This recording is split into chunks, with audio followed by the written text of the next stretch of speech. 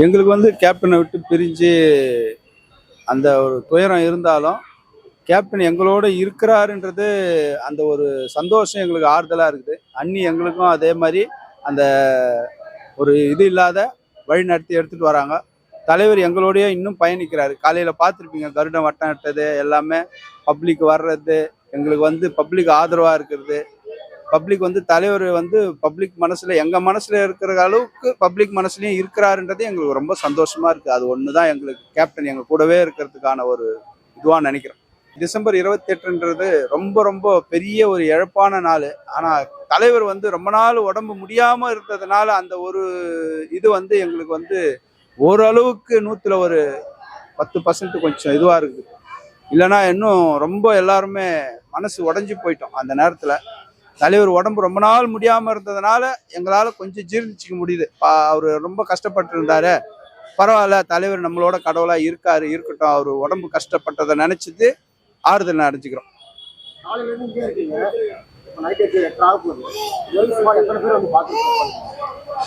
சுமார் குறைஞ்சபட்சம் ஒரு 10 லட்சத்துக்கு மேல வந்திருப்பாங்க.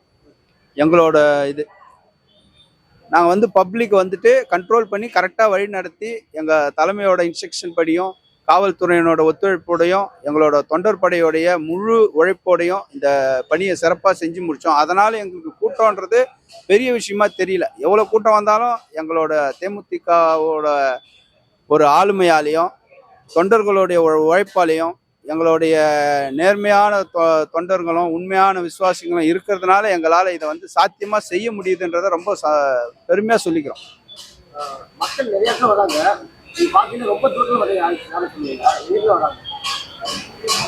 பெரும்பாலும் இப்போ இந்த பக்கம் கன்னியாகுமரி, கடலூர், விழுப்புரம், விருதாச்சலம், ரிஷிவந்தியம், பாண்டிச்சேரி, கர்நாடகா, பெங்களூரு, கேரளா, ஆந்திரா, தெலுங்கானா, அது மாதிரி நம்மளுடைய தமிழ்நாட்டுக்கு அருகாமையில் இருக்கிற ஸ்டேட்ல இருந்தோம்.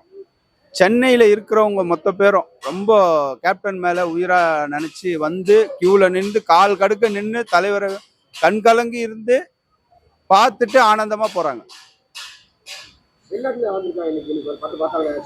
மலேசியா, சிங்கப்பூர், தாய்லாந்து இதுக்காக வந்தோம். போன வருஷம் நாங்கள் வந்து பார்த்தோம், எங்களால் வர முடியல. ஆனால் இதுக்காகவே இந்த தடவை நாங்கள் ஃப்ளைட் ஏறி வந்தோம். தாய்லாந்து, மலேசியா, சிங்கப்பூர், ஹாங்காங் எல்லா நாட்டில இருந்தும் வந்தாங்க. ஸ்ரீலங்கால இருந்து நிறைய பேர் வந்தாங்க. கேப்டன் வந்து உடல்நிலை சரியில்லாதப்போ ஒரு டைம் ஹாஸ்பிட்டல் போயிட்டு வாங்க, மற்ற நார்மலாக போயிட்டு வந்துருவாரு, சீக்கிரம் குழந்தை வந்துருவான்னு நினைச்சாங்க. அந்த மாதிரி நீங்க நினைச்சீங்களா? நாங்கள் கடைசி வரைக்கும் தலைவர் ஒரு படத்தில் வந்துட்டு எழுந்துக்குவார், கை கால் துடிச்சு எழுந்து வந்து திருப்பி பழைய நிலைமைக்கு வந்து அவர் உடல்நல தேறி பழைய வேகத்தோடையும் பழைய ஒரு ஆற்றலோடையும் வந்து அந்த படத்தில் வந்து மெய் சிலுக்கும். நமக்கு தலைவரை பார்க்கும்போது அந்த வந்து உணர்வுபூர்வமாக இருக்கும். அந்த கம்பீரம், அந்த இதெல்லாம் அவர் பழைய இதுவை விட இன்னும் தெம்பாக இருப்பார். அந்த படத்தில் வர சீன் மாதிரியே அவர் வாழ்க்கையில் வந்து நடக்கும்னு நாங்கள் நினச்சோம். கடைசியில் எங்களுக்கு ஏமாற்றமாக ஆகிப்போச்சு. தலைவர் அந்த மாதிரி வருவாருன்னு நினச்சோம், வரலன்றது எங்களுக்கு ஒரு பெரிய இழப்பு. இன்னைக்கு வந்து பார்த்தீங்கன்னா காலையில் சபரிமலைக்கு போகிற மாதிரி பண்ணாங்க. நீங்களும் மாலை போட்டிருக்கீங்க, எப்படி பார்க்குறீங்க? நான் வந்துட்டு என்னோட சின்ன விஷயத்த சொல்கிறேன். நான் வந்து சபரிமலைக்கு போகிறதுக்கு முன்னாடி ஒரு ஃப்ரெண்ட்ஸுங்க என்னோட ரிலேஷன்லாம் கேட்டாங்க, என்னப்பா அவங்க தலைவர் முடியாமல் இருக்காரு, ரொம்ப மாலை போட்டுட்ருக்கு, எதனா ஒன்றுனா என்ன பண்ணுவேன்னு என்னை கேட்பாங்க. நான் சொல்லுவேன், நான் அந்த ஐயப்பனை வந்து என் மனசில் எந்த அளவுக்கு நினச்சிருக்கனோ, எந்த அளவுக்கு அவர்கிட்ட பக்தியாக உண்மையாக இருக்கணும், அதே மாதிரி தலைவர் கையிலையும் உண்மையாக பக்தியாக இருக்கேன். அதனால் கண்டிப்பாக எனக்கு வந்து நம்பிக்கை இருக்குது, தலைவருக்கு எதுவும் ஆகாது. அப்படியே இருந்தாலும் எனக்கு ஐயப்பனும் தலைவரும் ஒன்று தான். எனக்கு 2 பேருமே எந்த குறையும் வைக்க மாட்டாங்க. எனக்கு நல்லபடியாக இந்த விரதத்தை முடிச்சு கொடுப்பாங்கன்னு சொன்ன வார்த்தை நான் ஒரு கோயில் சன்னிதானத்துல இருந்து சொன்னேன். என் ஃப்ரெண்ட்ஸுங்கெல்லாம் வேந்து பாராட்டிட்டாங்க. நீ உண்மையிலேயே கேப்டனை வந்து சொல்கிறேன்னா கேப்டன் சக்தியானவர் தான்டா அப்படின்னு ஒத்துக்குனாங்க எங்களை. எப்படின்னா, நான் மலைக்கு போகிட்டு வரும்பொழுது காலையில் 6 மணிக்கு வீட்டில் வந்து கருப்பண்ண சாமிக்கு தேங்காய் உடைப்பாங்க. அந்த தேங்காய் உடைச்சிட்டு கரெக்டாக வீட்டுக்குள்ளே போயிருக்கிறேன். அது எனக்கு தெரியாது தலைவர் இறந்துட்டாரு. 6:05க்கு தான் தலைவர் உயிர் போயிடுச்சுன்னு சொன்னாங்க. அதுக்கப்புறமா எனக்கு கேள்விப்பட்டது. அதுக்கப்புறமா நான் வீட்டில் மாலை அவுக்கும் போது என் வீட்டில் வந்து நியூஸ் வைக்கிறாங்க. கரெக்டாக தலைவர் வந்து பெட்ஷீட் போத்திட்டு வெளியே வராரு மருத்துவமனையிலேருந்து. அதை பார்த்துட்டு அப்படியே கண்ணில் கலங்கிட்டு மாலையை அவுத்துட்டு அங்கேருந்து வந்தவன் தான். அன்னைக்கு பகல் நைட்டு மறுநாள் அப்படியே இங்கேயே இருந்துட்டேன். என்னால் முடியல. தலைவரை எனக்கு உடம்புல சரியில்லாமல் ஆயிடுச்சு. மலைக்கு போயிட்டு வந்ததோட அசதி, அந்த டயர்ட்னஸ் எல்லாம் இருந்தது. இருந்தாலும் நான் வந்து என்னை உடம்பை பொருட்படுத்தாத தலைவர் மேலே இருந்த பாசத்தில் இருந்துட்டேன். அதுலேருந்து தெரிஞ்சுக்க, நான் வந்து ஐயப்பனையும் பார்த்துட்டு வந்துட்டேன், தலைவரையும் வந்து பார்த்தேன்றது எனக்கு வந்து ஒரு பெரிய கொடுப்பனை. அங்கே நெய் அபிஷேகம் பண்ணிட்டு வந்துட்டு தலைவர் வந்து இங்கே இருந்து அவர் இறுதி அஞ்சலியில் கடைசி வரைக்கும் இருந்து பார்த்தது வந்து எனக்கு அந்த ஐயப்பனோட தரிசனம் மாதிரி தலைவரோட தரிசனம் கடைசியாக கிடைச்சது, அவர் கடவுள் ஆனதுக்கப்புறம். கேப்டன் இருந்தீங்களா? கேப்டன் இறந்த காலம் பார்த்தீங்கன்னா மக்கள் நிறைய பேர் வராங்க. அதுக்கு அதேமாரி கேப்டன் பற்றி இப்போ தெரிஞ்சுக்கிறாங்க, கொஞ்சமாக தெரிஞ்சுக்கிறாங்க, தெரிஞ்சுக்கிறாங்க. அதை எப்படி பார்க்குறீங்க? அவர் இறந்ததுக்கு அப்புறம் அவரை பற்றி தெரிஞ்சுக்கிறாங்க, அவர் பார்க்க வராங்க. அவரை வந்து இப்போ வந்து தெரிஞ்சுக்கிறாங்க. மக்களுக்கு வந்து ஏற்கனவே தலைவரை பற்றி தெரியும், தெரியாமலாம் கிடையாது. ஆனால் தலைவருக்கு வந்து நம்ம வந்து துரோகம் பண்ணிட்டோமே, நம்ம அவருக்கு ஓட்டு போடலையே, பணத்தை வாங்கிட்டு ஓட்டு போட்டோமேன்ற ஒரு தாழ்வு மனப்பான்மை மக்களுக்கு அதிகமாக இருக்கிறதுனால, நம்ம தப்பு பண்ணிட்டோம், ஒரு நல்ல ஒரு மனிதனை, ஒரு தெய்வம் மாதிரி இருக்கிற ஒரு மனிதனை இழந்துட்டோம், இது பெரிய தவறுன்ற குற்ற உணர்ச்சியிலையும் அந்த மனசோட துயரம் தாங்க முடியாத அவங்களோட இன்னைக்கு படுற கஷ்டத்துலையும் அந்த அவங்க வாழ்க்கையோட பொருளாதாரம் பிரச்சனைங்க இதெல்லாம் நம்ம ஏன் இப்படி ஆனோன்ற ஒரு சிந்தனையும் வந்ததுனால அவங்க ரொம்ப வருத்தப்பட்டு வந்து தலைவரை பார்த்துட்டு போறாங்க. அன்னதானம் வந்து கேப்டன் நடந்ததுக்கு அப்புறம் பார்த்து போட்டுருக்காங்க. அவர் போகும்போது சொல்லிட்டு போனாரா, சப்போஸ் அந்நியார் இல்லைன்னா கூட அவங்க மகன்கள் அவங்க பேரங்கள் தொடர்ந்து சொல்லியிருக்காங்களா? ஸோ அவங்க அதை எப்படி பார்க்குறீங்க? அது வந்து தலைவர் வந்துட்டு அன்னதான பிரபுன்னு பேர் எடுத்தவர். அண்ணி சொல்லுவாங்க, அடிக்கடி சொல்லியிருக்காங்க, நீங்க நிறைய பார்த்துருப்பீங்க. என்னன்னா, நான் வந்து சபரிமலைக்கு ஐயப்பனை வந்துட்டு மாலை போட்டுட்டு தான் ஐயப்பன் மாதிரி தான் வந்தாரு தலைவர். அன்னிக்கே ஐயப்பனா தான் பார்த்துருக்காங்க தலைவரை. அவங்களோட கண்ணோட்டத்துல ஐயப்பனா தான் வந்திருக்காரு தலைவர். அதே போல அவர் அன்னதானத்திலையும் அவர் கடைசி வாழ்க்கை முடிஞ்சும் இன்னைக்கும் அவர் வந்து நான் இருக்க வரைக்கும் அந்த அன்னதானம் நடக்கணும்னு அவர் மனசுல ஆழமா நினைச்சிருப்பாரு. மக்கள் வந்து சந்தோஷமா இருக்கணும், நம்ம வந்து ஜனங்க வந்து பட்னின்ற கொடுமையில இருக்கக்கூடாது அப்படின்ற எண்ணத்தை வைராக்கியமா விதைச்சது அவர் மனசுல. இன்னைக்கும் அவர் ஆத்மா அதை செஞ்சுட்டு இருக்கு. அது வந்து தெய்வ பிறப்புன்றதுக்கு இதுக்கு மேல ஒரு பெரிய உதாரணமே சொல்ல முடியாது. வருங்காலத்துல இப்ப இருக்கிறத விட 100 மடங்குக்கு மேல 1000 மடங்குக்கு மேல தலைவருடைய சக்தி வந்து நாங்க ஒன்னொன்னுலயும் அனுபவிச்சுட்டு இருக்கோம். இங்க வர்றவங்க பாக்குறவங்க அவங்களோட வேண்டுதல் நிறைவேறது, அவங்களுடைய கவலை தீர்ந்தது, கஷ்டம் தீர்ந்தது, அந்த மாதிரிலாம் நிறைய இருக்கு. அதெல்லாம் வந்துட்டு பார்க்கும்போது அவரோட சக்தின்று வந்து அபரிமிதமானது. அதாவது ஐயப்பனுக்கு அன்னதானத்தை பிரபுன்னு பேர் வந்தது வந்து புண்ணியம்.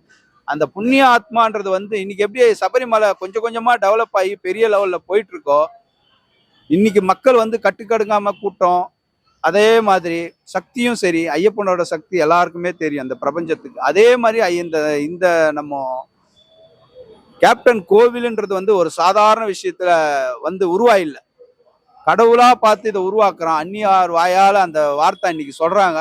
எங்களுக்கு வந்து அன்னைக்கு இருந்த வந்து கேப்டன் இழந்துட்டோன்ற கஷ்டம் இருந்தாலும் அண்ணி அதை சொல்லும்போது நாங்கள் ரொம்ப பெருமைப்பட்டோம், சந்தோஷப்பட்டோம். அதே மாதிரி இன்னைக்கு வரைக்கும் அது கேப்டன் கோயிலுன்றது வந்து உலகம் ஃபுல்லாக பரவணும், எல்லாருக்கும் இவரோட சக்தி கிடைக்கணும், இவரோட ஆசீர்வாதம் எல்லாருக்கும் கிடைக்கணும், எல்லாரும் வந்து கஷ்டம் எல்லாம் தீர்ந்து நல்லபடியாக இருக்கணும்னு அவர் எண்ணம் போலவே வாழணுன்றது நாங்கள் ரொம்ப அதை வந்து வார்த்தையால சொல்ல முடியாது.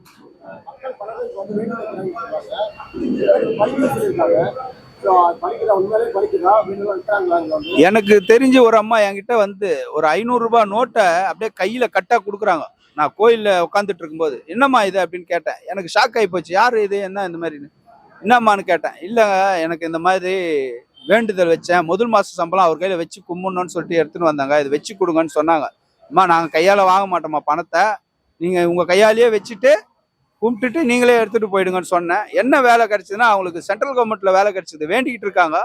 இன்டர்வியூ அட்டன் பண்ணும்போது வேண்டிக்கிட்டு போயிருக்காங்க, நிறைவேறணும்னு இவர் கையில் வந்து தலைவரை பார்த்துட்டு இங்கே கோயம்பேடு இங்கே நம்ம தலைமையாண்ட கேப்டன் கோயிலாண்ட இறங்கிட்டு உள்ளே வந்துட்டு வேண்டிக்கிட்டு திருப்பி இன்டர்வியூக்கு போயிருக்காங்க.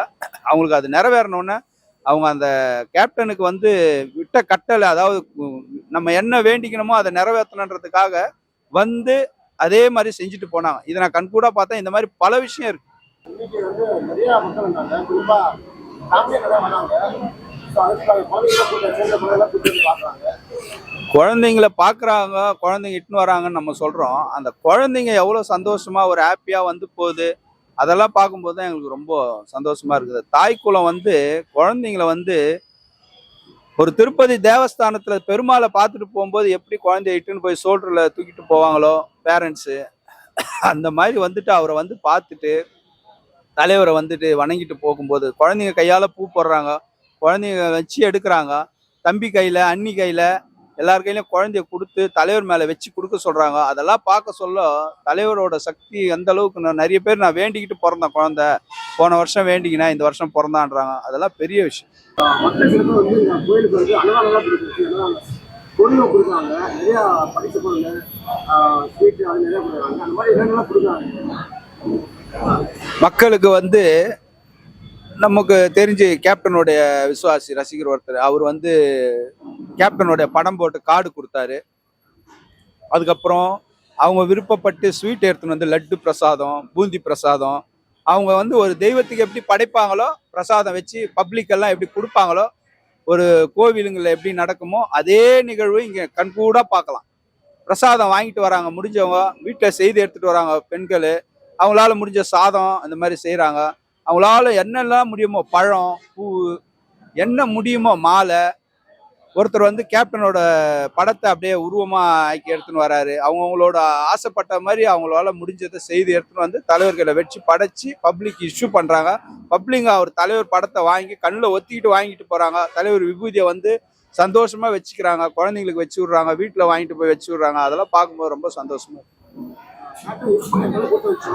அதே மாதிரி இந்த ஆண்டு இதுக்கு வந்து கூட்டம் வந்து சொல்றாங்க, உண்மையா? கேப்டன் இறப்புக்கு வந்தது வந்து எதுவும் திட்டமிட்டு செய்யல, திட்டமிடாத செய்தது. ஆனா நாங்க நினைச்சு பார்க்கல தலைவருக்கு இந்த அளவுக்கு ஒரு பிரம்மாண்டமான கூட்டம் வரும்னு. யாருமே இதை வந்து தலைவருக்காக ஆர்கனைசேஷன் பண்ணியெல்லாம் யாரும் வர வைக்கல கூட்டத்தை.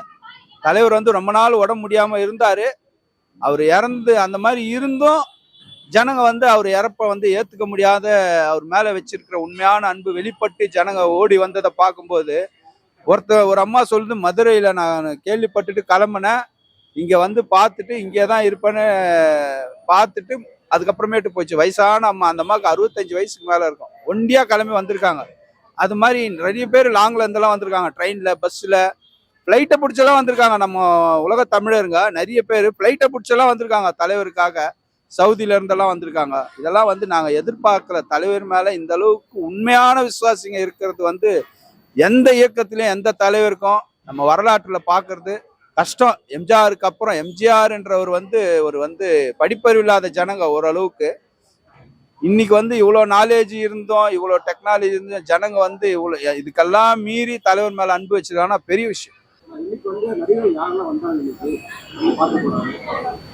இன்னைக்கு வந்துட்டு நடிகர் கருணாஸ் வந்தாரு, அப்புறம் எல்லா கட்சி தலைவர்களும் வந்தாங்க, அனைத்து கட்சி தலைவர்களும் வந்தாங்க. வந்து யாருமே வந்து இவருக்காக நான் வரலன்ற எண்ணமோ பேச்சோ ஒரு சொல்லோ இல்லை.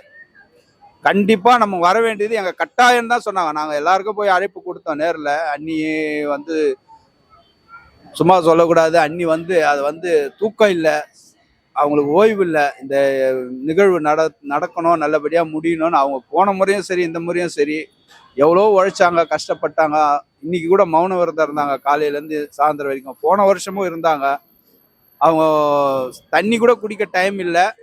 பசங்களும் அந்த தலைவரோட பிள்ளைங்க 2 பேரும், பிரபாகரனும் அதே மாதிரி சண்முக பாண்டியனும் 3 பேருமே இருந்து தலைவருடைய ஆத்மா சாந்தி அடைகிற அளவுக்கு அன்னதானம் பண்ணாங்க. மக்களை வந்து இருந்து மக்களுக்காக அவங்க வந்து இறங்கி தலைவர் மாதிரியே அந்த குடும்பத்துல இருந்து அவங்க வந்து மக்களுக்காக தன்னோட நேரத்தை, அவங்க தன்னுக்காக தன்னோட இதெல்லாம் பார்க்காத மக்களுக்காக அர்ப்பணிச்சு இருக்கிறாங்கன்னா அது பெரிய விஷயம். பப்ளிக்கு, விஐபிங்க எல்லாருமே ஒரே சரிசமா வந்தாங்க. பப்ளிக் வந்து தனி ஒரு வழி எடுத்துன்னு வந்தாங்க. எடுத்துட்டு வந்தாலும் தரிசனம்னு வரும்போது விஐபிங்களை பார்த்துட்டு அவங்களுக்கு தேவையான, ஏன்னா அவங்களுக்கு வந்து பல வேலைங்க இருக்கும், அவங்கள வந்து பார்த்துட்டு அவங்கள வழி அனுப்புறதுன்னு ஒரு டீம் செட் பண்ணாங்க. அவங்க அதே மாதிரி தலைவர்களை பார்த்துட்டோன்னா அவங்கள அனுப்பிச்சு வச்சாங்க.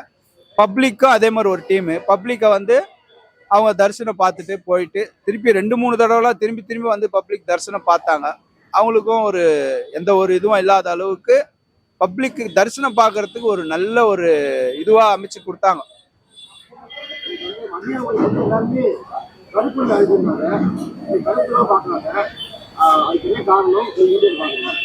அதுக்கு இதை தான் சொல்றேன் நான் வந்து, ஐயப்பனுக்கு எப்படி கருப்பு வந்து அவருடைய இதுவா இருக்காங்களோ அதே மாதிரி நம்ம தலைவருக்கும் வந்து கருப்பு தினமா இருந்தாலும் மக்கள் வந்து அவர் கையில ஆசீர்வாதம் வாங்கிட்டு தான் போறாங்க. நம்ம கும்பிடுற கடவுள் பாத்தீங்கன்னா தமிழ்நாட்டுல கருப்பண்ணசாமின்னு கும்பிடுவாங்க.